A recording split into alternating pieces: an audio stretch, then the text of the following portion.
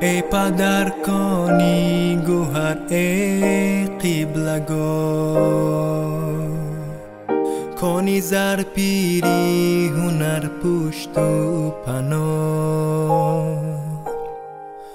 ای پدر کانی گوهر ای قبلگاه، کانی زر پیری هنر پشت و پناه. ای سرودت محرمی صد دردمند، در درودت صد شفا و صد سپند.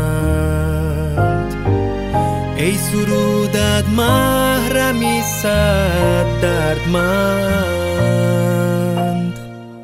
در درودت صد شفا و صد سپند.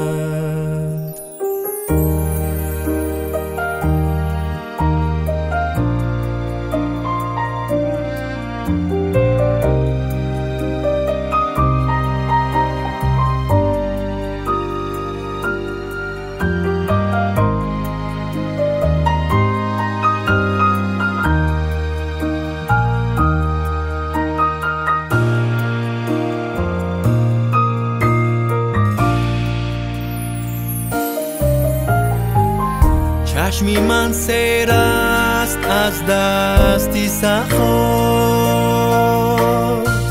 سینه ام از پندهایت پر صفا.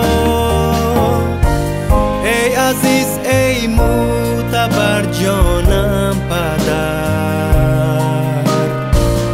با دعایت سر کنم هر یک سحر.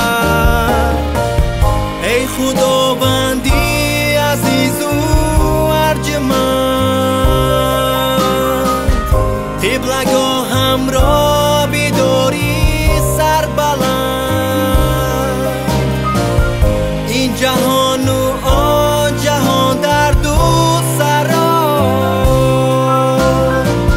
من رضای تو بجویم از خدا.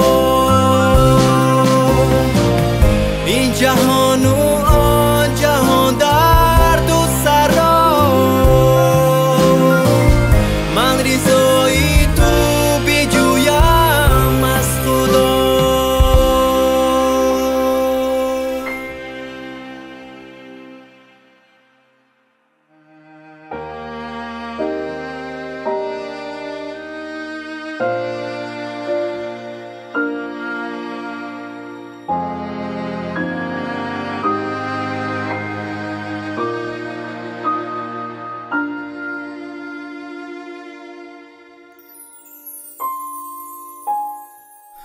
ای پدر کانی گوهر ای قبلگاه، کانی زر پیری هنر پشت و پناه.